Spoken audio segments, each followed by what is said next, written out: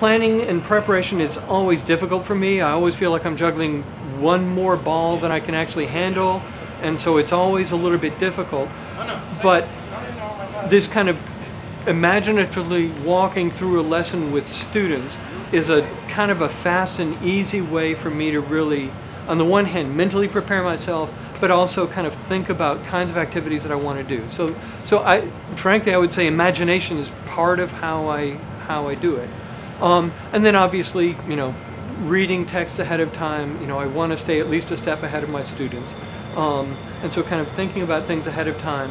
And then however well you plan, it always changes. And so I'm always ready to kind of shift my plans over the course of the semester. So it is good to go into the semester with a fairly clear plan, with a clear syllabus, with a calendar and everything. But it almost never works out the way I intend. And so part of my preparation is to kind of have a plan B somewhere in the back of my mind as well, right? So those are 2 or 3 things that I do, but I do try to mentally immerse myself in both the content by sort of reading ahead and thinking about it, but then also thinking about contact with students and the kind of work I want to do with students, and just kind of imagining what's going to happen. It almost never works out the way that I imagine it, but that helps. But I do find that it's helpful. So that's part of how that's a large part of how I do it. Okay? Yeah, everything's good. Good. Yeah. Okay. How do you address each student's individual readiness?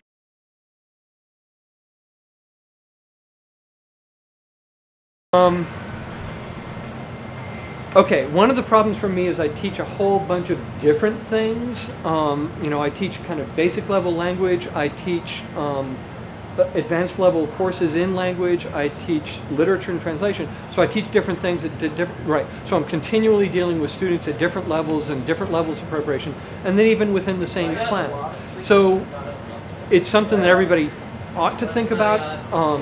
The advantage for me in my department, in my discipline, is that we teach mostly relatively small classes.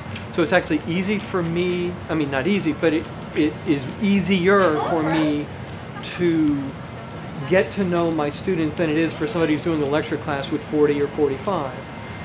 And so I get to know my students. I know their names before the first day of class. I kind of memorize their faces and their names, and I learn a little bit of something about them. So when I walk in, I already feel like I know them a little bit. So that's part of how I prepare is simply by knowing who my students are. And then I actually ask them, so how comfortable are you? One of the things that we work on in languages, one of the things when we're talking about pedagogy in teaching languages is what we call the affective filter. So the affect is emotion, sentiments, right? And one of the things that happens with language learning is the professor walks in, right, and goes, blah, blah, blah, blah, blah, and the students don't understand. So what do? They panic. And if you're in panic mode, you're not going to be able to learn anything. And so part of what language teachers learn to do is kind of learn to kind of help the students calm down, to give them, breathe deeply, I'm not going to kill you, this is, so working on affective filter. So kind of getting the students to know where they are emotionally, and for me as a teacher to kind of figure out what the emotional temperature of the classroom is, right?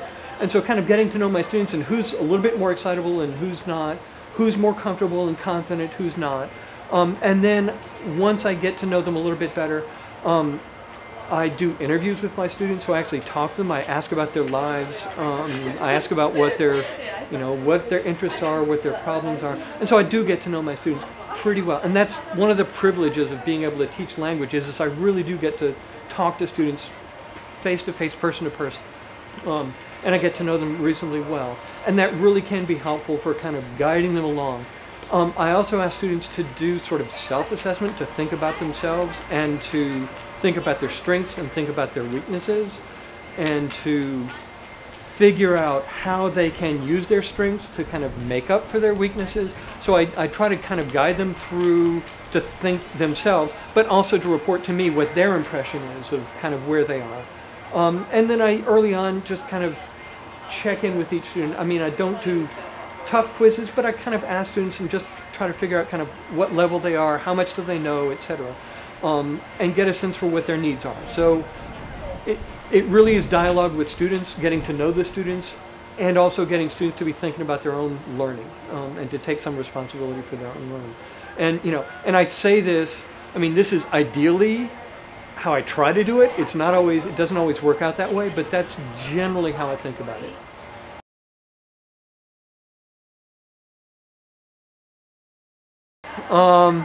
Okay, this is always a problem, right? And again, because I teach languages and because we have smaller classes, I am able to, how can I say this? I'm able to kind of, monitor and see who's doing what.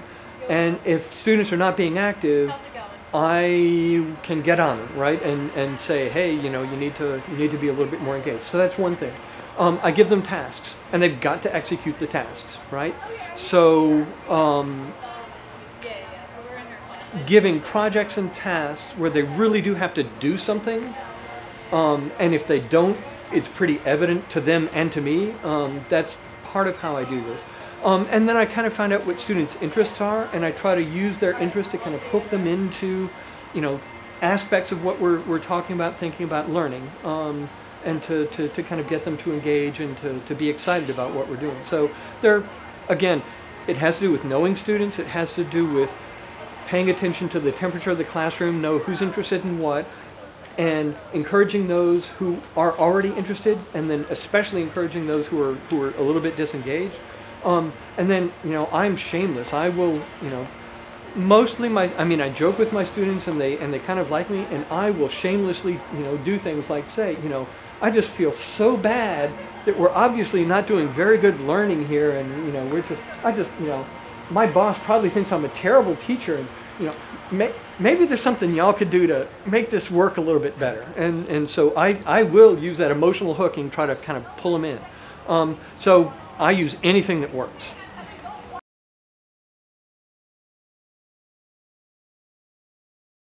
And again, I teach a variety of things, so different kinds of classes work in different ways.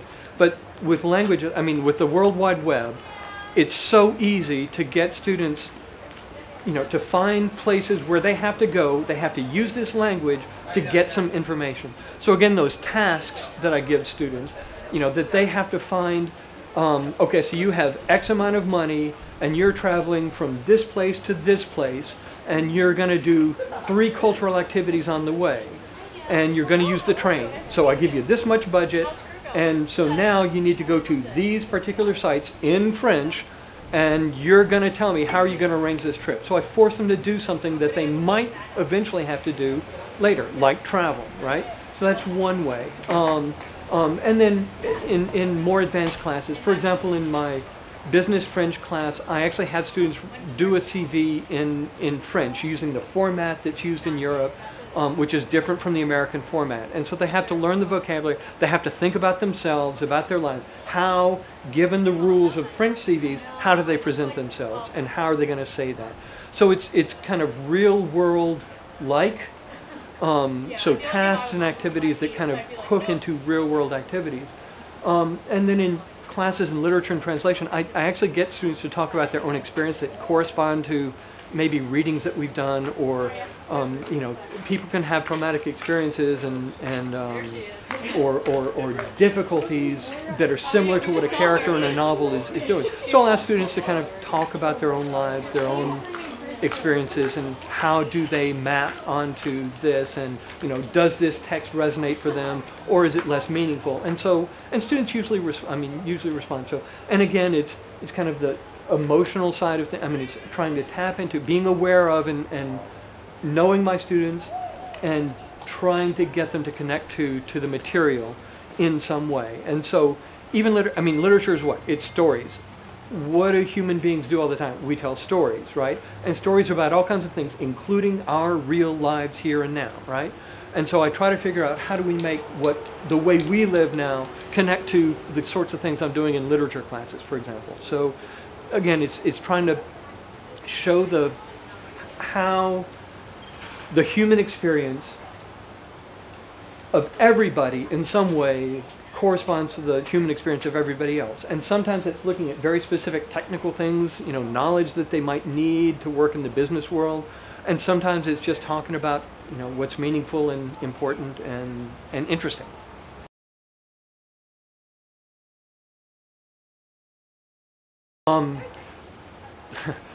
Some of my students are a little tired of, oh, here we go again, another reflective journal this semester. But reflective journals, I actually ask students to think about their experience. And again, when I ask them to think about it early on, you know, kind of what are your strengths and weaknesses, I ask them to kind of continually be reflecting on their learning, but also on their lives, and how what we're doing connects to their lives.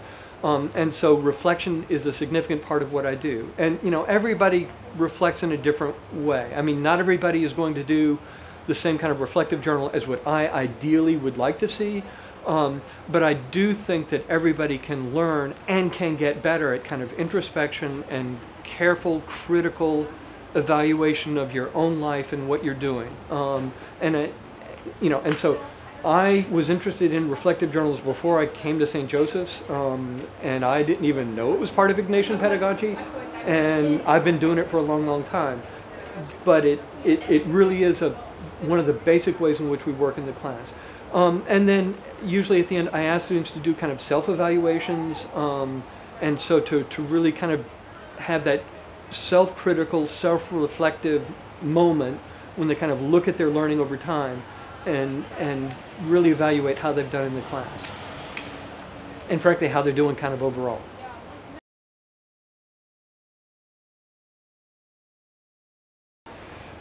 Tracking their learning. Okay. I'm really bad at, how can I say this? I give students feedback, but I do not like for students to be focused on grades and to be thinking about grades all the time. And so I do not give, in fact, I'm really bad sometimes about giving graded feedback. Students don't know where they stand. I mean, they do if they're paying attention to my comments, but they don't necessarily know exactly what their grades are. So in one way, I don't necessarily like to have students tracking. You know, I don't want them to be thinking about, I'm at a B minus and, you know, what do I have to do to get a B? That's not what they should be thinking about. So that's one thing. I do give, how can I say this? I do give feedback over time, right? So I will comment on students' progress, right? So toward the middle of the semester, I'll say, you know, look, kind of where I expect you to be at the end of the semester is you should have acquired these skills, or you should be able to do these things, and you're not really quite there. So here's some things you need to think about doing for the remainder of the semester. So I do kind of from time to time, I'll sit down. I do mid-semester interviews, and usually at mid-semester interviews, I'll kind of give a fairly good sense to the student of where they stand, kind of what they're doing well, what they could be doing better. And frankly, when students are concerned and worried, I ask them to come and see me, and we talk about their performance in the class, and we talk about things.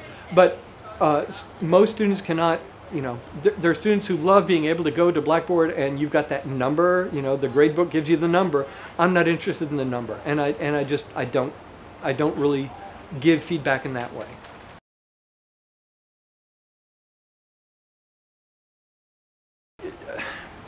I mean, yes, in a sense. I actually, how can I say this?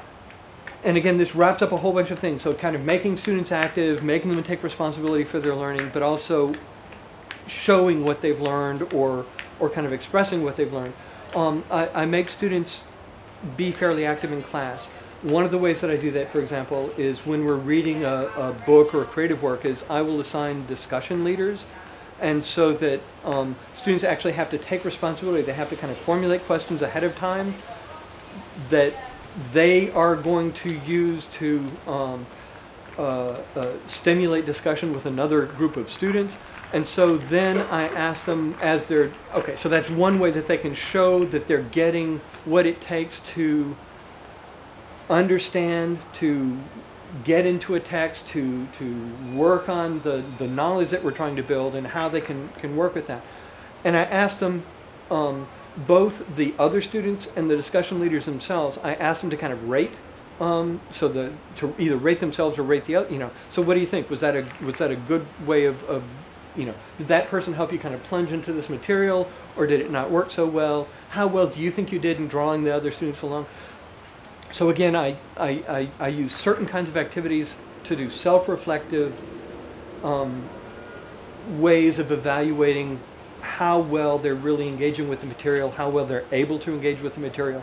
So, and then group projects and personal projects. I usually want students to kind of do something that they're particularly interested in, and a research project is typically going to last about two-thirds of the semester. They start, about a third of the way in, 4 or 5 weeks in, and they work on it for 10 weeks. It's not due just at the end. And so they'll give me things in stages. And at each stage, I kind of go over, here's some things you need to be thinking about, etc. So they do get a sense over time of how they're doing on particular kinds of tasks. So, again, I have midterm and final interviews, and again, I typically ask students to sort of reflectively talk about how they're doing in the class, where they're falling short, where they could be going, so what's been significant about the learning. And so I do kind of get them to think about their own work, think about the work of other folks, and to continually be working on making progress learning. So.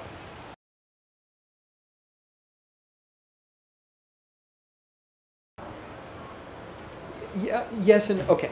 So for me, when you say Ignatian, and when you talk about Ignatian reflection, it's also about character. It's about, your engagement in the world and what kind of person do you want to be and what kind of thing. Now, and I know that one of the major components of Ignatian pedagogy is action, and so you have experience and you reflect on that experience and then you turn that to action. And I'm really terrible in some ways at the action. That is that I know there are professors who get students, that they go out and they change, that they put together a project to change things. And I'm not really sure that I do a very good job in one sense. On the other hand, what students do tell me, and not often and not a lot, but what students do tell me from time to time is that the ways that we kind of reflect about things, and I introduce ethics into my classes, so kind of ethical frameworks and ways of thinking about right and wrong and such. And what students will tell me is that I have given them a way for thinking about things that allows them that helps them come to maybe better decisions, but in Ignatian pedagogy leading ultimately to action that's really going to change the world and set the world on fire, I'm not sure that I'm the person doing that. I'm not sure that I'm doing that. But do I make a difference in my students' lives? When students go through my classes, are they changed in some way? I think one can say that they are. And most students would recognize that they are. So how do I, Ignatian, again, I've never been formally trained in Ignatian pedagogy. I know a little bit about it. I kind of know about the Ignatian mindset. And so some of my personal propensities, just kind of who I am and how I am, and this notion of reflection kind of leading to dissemination and taking a certain amount of responsibility for yourself, and that reflection kind of leading you to be a better person. I would say that that's just kind of a part of the texture of who I am and what I do in the classroom. So I'm not sure it's formally Ignatian pedagogy, but I certainly think it's compatible with it. So how do we use it? I kind of am who I am, and I do what I think is right. So, Great. All right. Thank Do you have y'all. anything else you want to say?